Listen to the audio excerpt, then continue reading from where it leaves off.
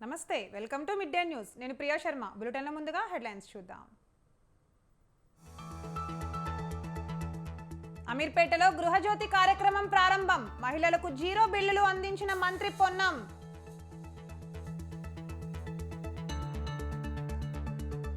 అప్పు కోసం సచివాలయాన్ని తాకట్టు పెట్టడం ఏంటి సీఎం జగన్ పై చంద్రబాబు ఫైర్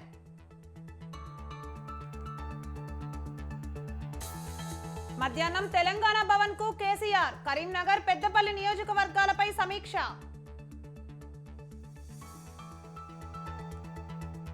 విజయవాడలో రెండో రోజు ఏపీ బీజేపీ నేతల సమావేశం ఉభయ గోదావరి జిల్లాలతో పాటు పెండింగ్ సెగ్మెంట్లపై సమీక్ష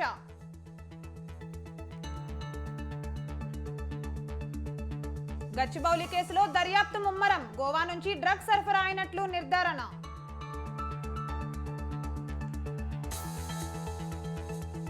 కేంద్ర కేబినెట్ చివరి సమావేశం ప్రారంభం వికసిత భారత్ లక్ష్యాలపై ప్రధాని మోదీ దిశానిర్దేశం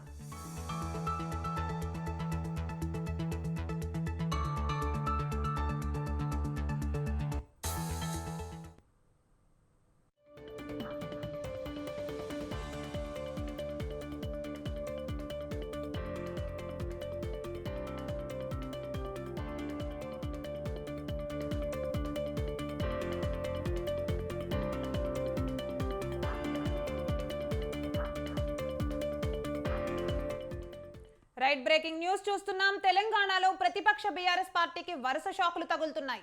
ఇప్పటికే పలువురు కీలక నేతలు బీఆర్ఎస్ పార్టీని వీడి కాంగ్రెస్ లో చేరారు. తాజాగా భద్రాచలం బీఆర్ఎస్ ఎమ్మెల్యే తెల్లం వెంకట్రావు ముఖ్యమంత్రి రేవంత్ రెడ్డిని కలిశారు. మంత్రి పొంగులేటి శ్రీనివాస్ రెడ్డితో కలిసి కుటుంబ సమేతంగా మర్యాదపూర్వకంగా సీఎం రేవంత్ రెడ్డిని కలిశారు ఎమ్మెల్యే తెల్లం వెంకట్రావు. ఆయన కాంగ్రెస్ లో చేరుతారంటూ గత కొంతకాలంగా ప్రచారం జరుగుతోంది. ఈ క్రమంలో సీఎంతో భేటీ కావడం ప్రాధాన్యత సంతరించుకుంది.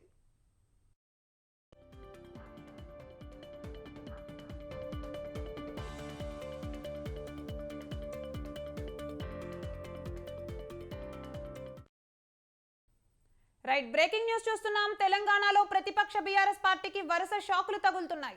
ఇప్పటికే పలువురు కీలక నేతలు బీఆర్ఎస్ పార్టీని వీడి కాంగ్రెస్ లో చేరారు. తాజాగా భద్రాచలం బీఆర్ఎస్ ఎమ్మెల్యే తెల్లం వెంకట్రావు ముఖ్యమంత్రి రేవంత్ రెడ్డిని కలిశారు.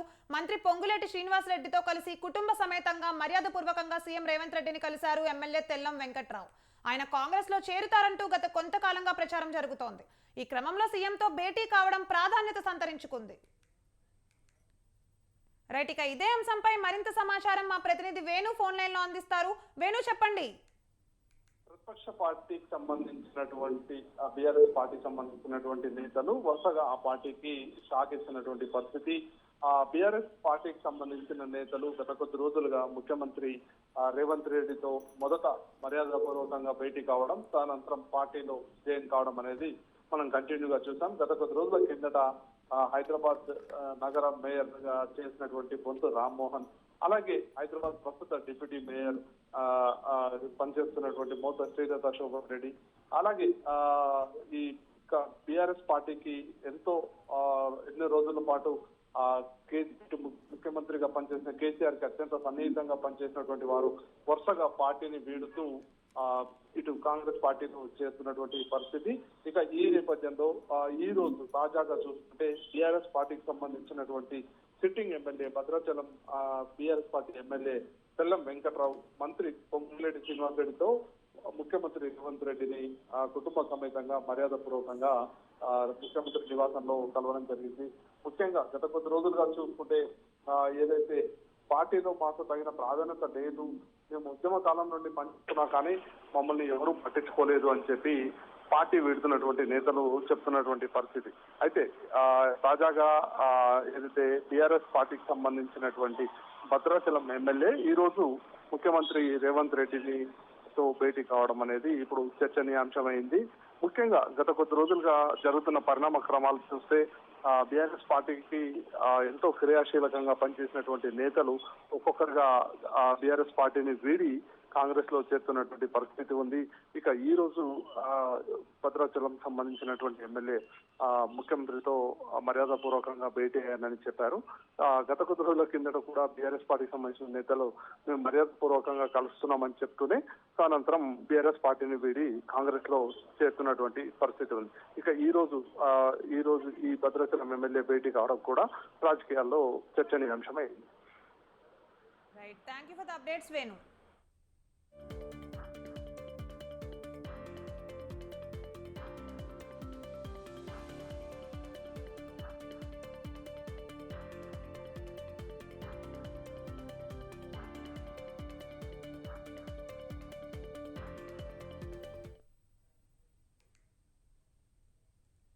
రైట్, బ్రేకింగ్ న్యూస్ చూస్తున్నాం. తెలంగాణలో ప్రతిపక్ష బీఆర్ఎస్ పార్టీకి వరుస షాకులు తగులుతున్నాయి.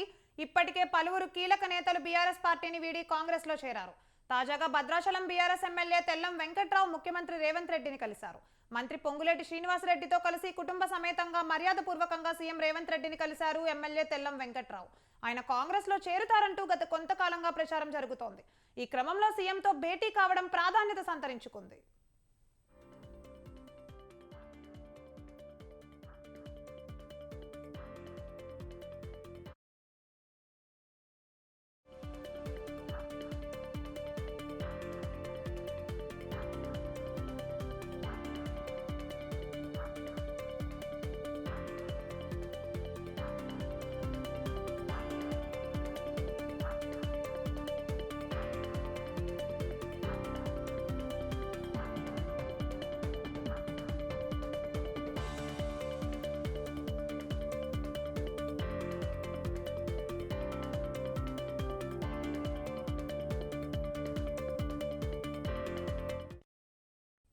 ఎన్నికల్లో ఇచ్చిన హామీలు అమలు చేస్తున్నామని మంత్రి పొన్నం ప్రభాకర్ తెలిపారు.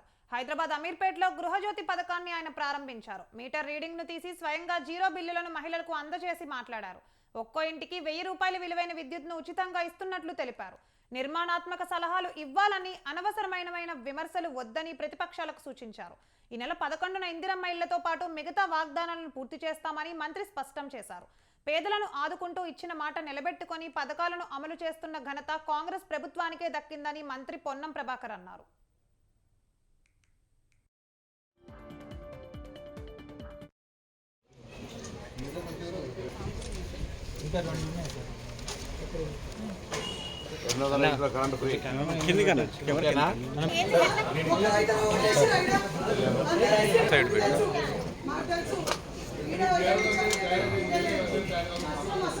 బిల్ మీకే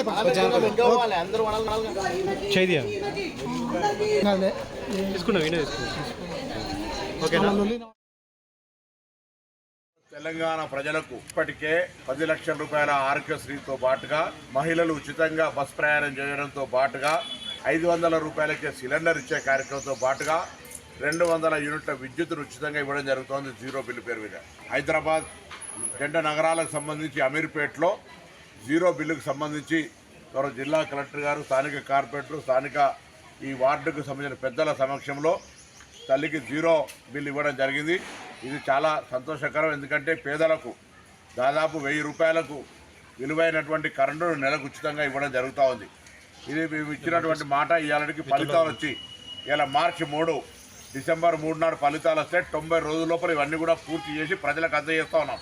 నిర్మాణాత్మక సలహాలు ఇవ్వండి తప్ప అనవసర విమర్శలు వద్దు. ఈరోజు ఉన్నటువంటి ఆర్థిక పరిస్థితి తెలుసు. అయినప్పటికీ కూడా రాబోయే మార్చి 11 నాడు ఇళ్లతో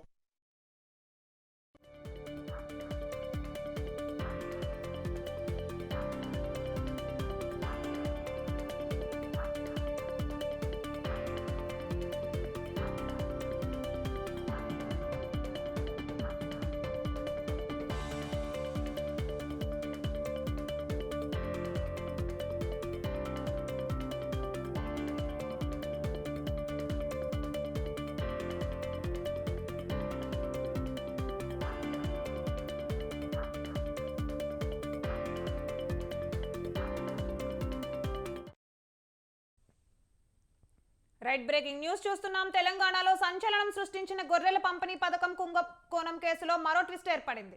అవకతవకల్లో మరో జాయింట్ డైరెక్టర్ హస్తం ఉన్నట్లు ఏసీబీ అధికారులు గుర్తించారు.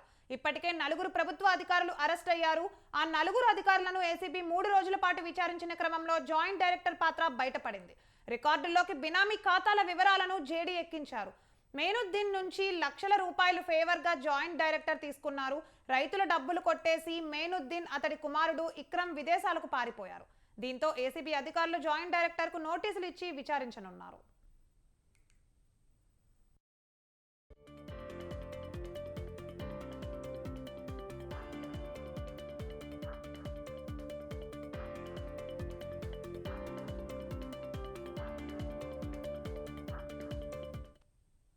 గొర్రెల పంపిణీ పథకం బిల్లు చెల్లింపుల్లో అక్రమాలకు పాల్పడ్డ కేసులో ప్రధాన నిందితులైన సయ్యద్ మహరుద్దీన్, అతని కుమారుడు ఇక్రముద్దీన్ అహ్మద్ విదేశాలకు పరారయ్యారు.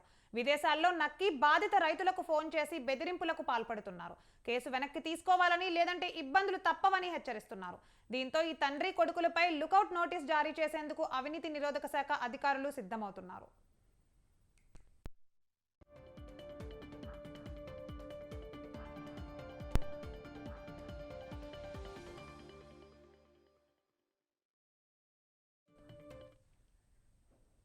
రైతుల వద్ద నుంచి గొర్రెలను కొనుగోలు చేసి అందుకు సంబంధించిన 2.10 కోట్ల రూపాయల ఖాతాలో జమ చేయకుండా దారి మళ్లించిన కేసులో ఏసీబీ అధికారులు ఇప్పటికే 4 ప్రభుత్వ ఉద్యోగులను అరెస్ట్ చేశారు.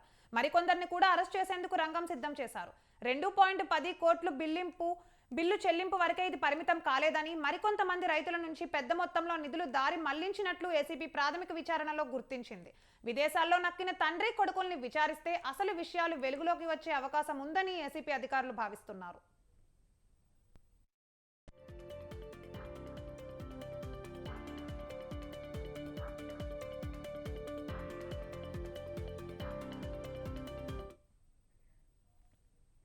బీజేపీ పార్లమెంట్ అభ్యర్థుల తొలి జాబితా తెలంగాణలో దుమారం రేపుతోంది. ముఖ్యంగా 2-3 నియోజకవర్గాల్లో బీజేపీ నేతలు ఆందోళన చేస్తున్నారు. మొదటి నుంచి పార్టీని అంటిపెట్టుకుని ఉన్నవారిని కాదని నిన్న మొన్న చేరిన బీఆర్ఎస్ నేతలకు టికెట్లు ఇవ్వడాన్ని కాషాయ శ్రేణులు తీవ్రంగా వ్యతిరేకిస్తున్నారు.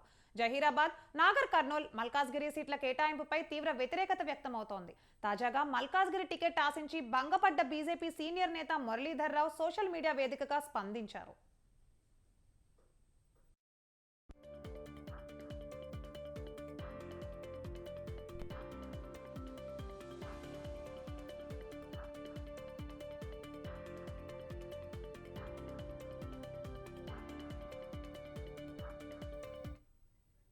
మల్కాజ్గిరిలో తన కోసం పనిచేసిన అందరికీ ధన్యవాదాలు అంటూ మురళీధర్ రావు ట్వీట్ చేశారు. త్వరలోనే అనుచరులను, కార్యకర్తలను వ్యక్తిగతంగా కలుస్తానని చెప్పారు.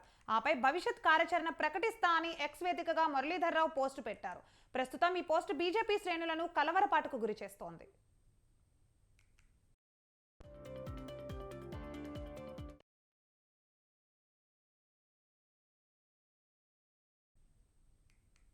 తెలంగాణపై ఫోకస్ పెట్టిన బీజేపీ అధిష్టానం పార్లమెంట్ ఎన్నికల్లో గెలుపే లక్ష్యంగా పావులు కదుపుతోంది.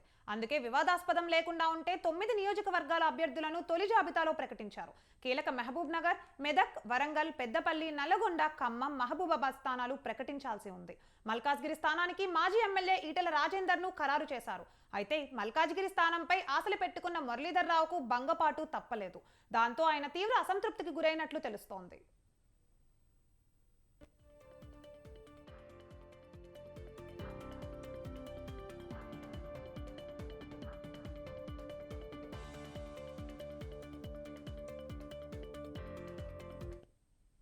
ఉమ్మడి నిజామాబాద్ జిల్లాలో కాంగ్రెస్ కేడర్ అయోమయంలో ఉందా?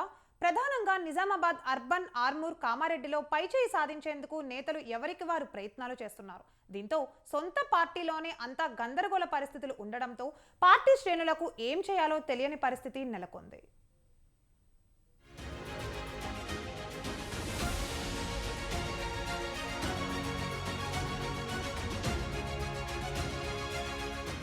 నిజామాబాద్ అర్బన్ నియోజకవర్గంలో కాంగ్రెస్ కేడర్ పరిస్థితి గందరగోళంలో ఉంది. మొన్నటి ఎన్నికల్లో ఓడిన సీనియర్ నేత షబ్బీర్ అలీకి క్యాబినెట్ ర్యాంక్ దక్కింది. అదే నియోజకవర్గానికి చెందిన టీపీసీసీ వర్కింగ్ ప్రెసిడెంట్ బొమ్మ మహేష్ కుమార్ ఇటీవలే ఎమ్మెల్సీగా ఎన్నికయ్యారు. ఈ ఇద్దరు నేతలు ఇప్పుడు నిజామాబాద్ అర్బన్ పైనే ఫోకస్ పెట్టారు. దీంతో కేడర్ అయోమయానికి గురవుతున్నారు.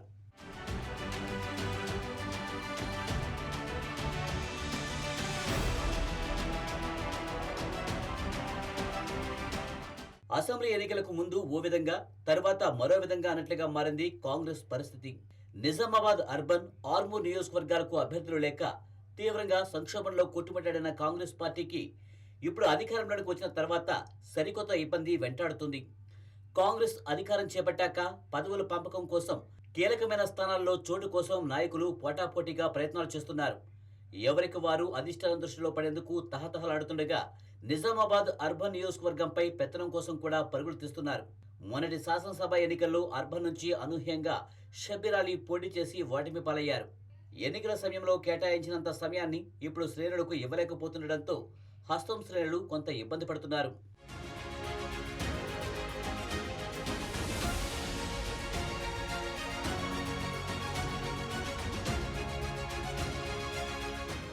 కామారెడ్డిలోనూ పెద్దన్న పాత్ర ఎవరిదన్న దానిపైన చర్చ జరుగుతోంది. కామారెడ్డి నియోజకవర్గంపై సీఎం రేవంత్ రెడ్డి సోదరుడు కొండలరెడ్డి ఫోకస్ పెట్టినట్లు తెలుస్తుంది. అసెంబ్లీ ఎన్నికల్లో ఈ స్థానం నుంచి పీసీసీ చీఫ్ హోదాలో పోటీ చేసిన రేవంత్ రెడ్డి ఓటమి చెందారు. రాష్ట్ర వ్యాప్త ప్రచారంలో భాగంగా సమయం లేకపోవడంతో ఇక్కడి బాధ్యతలను రేవంత్ సోదరుడు కొండలరెడ్డి చూసుకున్నారు. అసెంబ్లీ ఎన్నికల్లో కామారెడ్డి సీటు కాస్త బీజేపీకి చిక్కడంతో పరిస్థితులు తారుమారయ్యాయి. షబ్బీర్ కు కంచుకోట అనుకున్న కామారెడ్డి నియోజకవర్గం కాకుండా పోయింది. నిజామాబాద్ అర్బన్ వలస వెళ్లి పోటీ చేసి ఆయన ఓటమి చెందారు. దీంతో కామారెడ్డిపై పట్టు సాధించేందుకు షబ్బీర్ అలీకి అవకాశం లేకుండా పోయింది. ఎస్సీ, ఎస్టీ, బీసీ, మైనారిటీ సలహాదారుడిగా ప్రభుత్వం నియమించినప్పటికీ, కేబినెట్ ర్యాంకులో పలు అధికారిక కార్యక్రమాల్లో పాల్గొంటున్నప్పటికీ కామారెడ్డి నియోజకవర్గంపై షబ్బీర్ అలీకి భవిష్యత్తులో అవకాశం ఉంటుందా లేదా అన్నది ప్రశ్నగా మారింది. పైగా నిజామాబాద్ అర్బన్ నియోజకవర్గం పైన షబ్బీర్ చూపు కొనసాగుతుండటంతో ఎటూ అర్థం కాని పరిస్థితి ఏర్పడింది.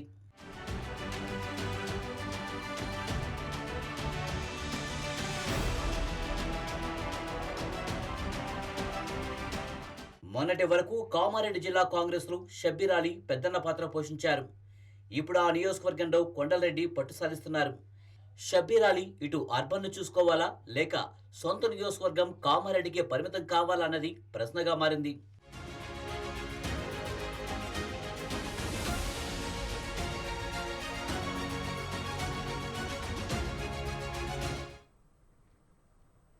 మేడ్చల్ వరకు మెట్రో రైలును పొడిగించాలంటూ మెట్రో సాధన సమితి ఆందోళన చేపట్టింది. మేడ్చల్ జాతీయ రహదారిపై బైఠాయించి నిరసన తెలిపింది.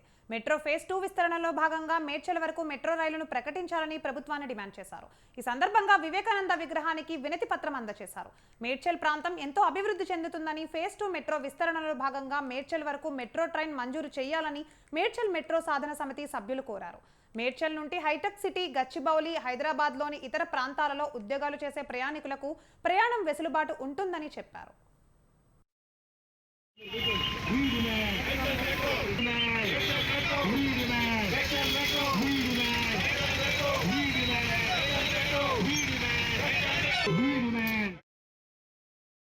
మన మేడ్చల్ పట్టణంలో వివేకానంద విగ్రహానికి వినతి పత్రం ఇవ్వడం జరిగింది. అన్ని రకాలుగా అభివృద్ధి చెందుతున్న మేడ్చల్ ప్రాంతాన్ని అన్ని విధాలుగా ప్రభుత్వం నెగ్లెక్ట్ చేస్తూ ఉంది.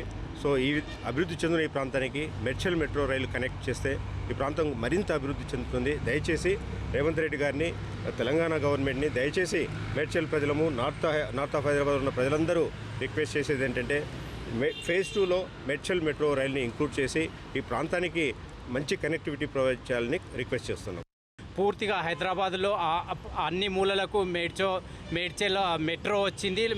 మెట్రో విస్తరణ ప్రణాళికలు ఉన్నాయి, కానీ మేడ్చల్ మాత్రం పూర్తిగా విస్మరించారు. ఇది మేము 4-5 వారాల నుంచి మేము ధర్నాలు, ర్యాలీలతో ఈ అందరినీ ప్రజల్లోకి చైతన్యం తీసుకొస్తున్నాము. మేడ్చల్ నుంచి దాదాపు 60,000 నుంచి 70,000 మంది ఐటీకి జాబ్స్ చేసేవాళ్ళు హైటెక్ సిటీకి వెళ్తున్నారు. వాళ్ళందరూ తీవ్ర ఇబ్బందులను ఎదుర్కొంటున్నారు. కావున వెంటనే ప్రభుత్వం స్పందించి ఈ 2వ దశ. సోషల్ మీడియా ద్వారా ఎంతో మంది ఫేమస్ అవుతున్నారు కూడా. ఒక్క వీడియోతో సెలబ్రిటీలుగా మారిపోతున్నారు. యూట్యూబ్, ఇన్స్టాగ్రామ్ ద్వారా షార్ట్స్, రీల్స్ చేస్తూ నేమ్, ఫేమ్ తెచ్చుకుంటున్నారు. ఒక్క వీడియో క్లిక్ అయితే చాలు స్టార్ స్టేటస్ కూడా వీరి సొంతం అవుతోంది. ఆ తర్వాత సినిమాల్లో ఛాన్సులు కూడా కొల్లగొడుతున్నారు. కానీ విశాఖకు చెందిన ఈ అమ్మడి రూటే సపరేటు. నటిగా పేరు, ప్రఖ్యాతులు తెచ్చుకోవాల్సిన ఈ సమయంలో చేతివాటం ప్రదర్శించి జైలు పాలైంది ఈ సెలబ్రిటీ. సోషల్ మీడియా ఇన్ఫ్లుయెన్సర్ నటి సౌమ్య శెట్టి అలియా సౌమ్య కిల్లంపల్లి దొంగతనం చేసి అడ్డంగా దొరికిపోయింది. బాధితురాలు పోలీసులకు ఫిర్యాదు చేయడంతో ఈ కిలాడి లేడీ ఘరానా మోసం వెలుగులోకి వచ్చింది.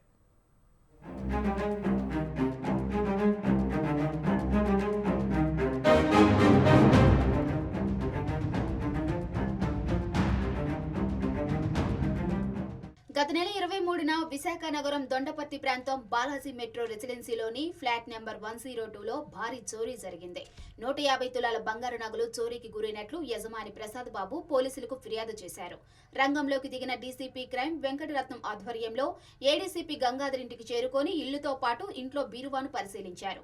బీరువాపై ఉన్న వేలిముద్రలను క్లూస్ టీం సేకరించింది. ఫ్లాట్ బయట ఉన్న సీసీ ఫుటేజ్ను పోలీసులు పరిశీలించారు. అయితే బాధితులు 11 మందిపై అనుమానం ఉన్నట్లు పోలీసులకు ఫిర్యాదు చేశారు. దీంతో పోలీసులు 2 బృందాలుగా ఏర్పడి 11 మందిపై విచారణ ప్రారంభించారు. వీరిలో సోషల్ మీడియా ఇన్ఫ్లుయెన్సర్ సౌమ్యనే ప్రధాన నిందితురాలుగా పోలీసులు గుర్తించారు.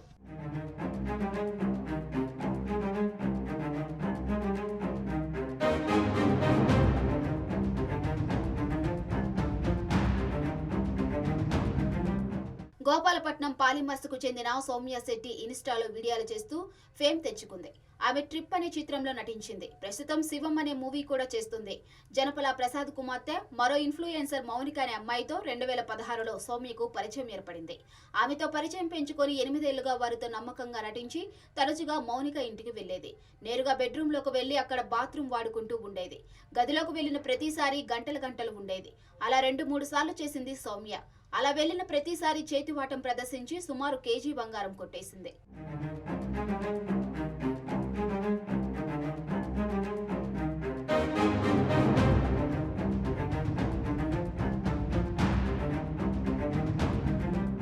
ఈ నేపథ్యంలోనే యలమంచిలిలో బంధువుల వివాహానికి గత నెల 23న మౌనిక కుటుంబ సభ్యులు బయలుదేరారు. ఆభరణాల కోసం బీరువాలో లాకర్ తెరవగా అందులోని 150 తులాల బంగారు ఆభరణాలు కనిపించకపోవడంతో ఒక్కసారిగా అవాక్కయ్యారు. దీంతో వెంటనే స్థానిక పోలీసులను ఆశ్రయించి ఫిర్యాదు చేశారు. విచారణ ప్రారంభించిన పోలీసులు అసలు గుట్టు విప్పారు. ఆమె నుండి 74 గ్రాముల బంగారాన్ని స్వాధీనం చేసుకున్నారు. మొత్తం మీద ఈ కిలాడీ లేడీ వ్యవహారం బయటకు వచ్చింది. ఫేమస్ అయ్యాక కూడా చెత్త పనులు చేస్తూ వార్తల్లో నిలిచింది సౌమ్య. సౌమ్యను అదుపులోకి తీసుకున్న పోలీసులు 15 రోజుల రిమాండ్కు తరలించారు.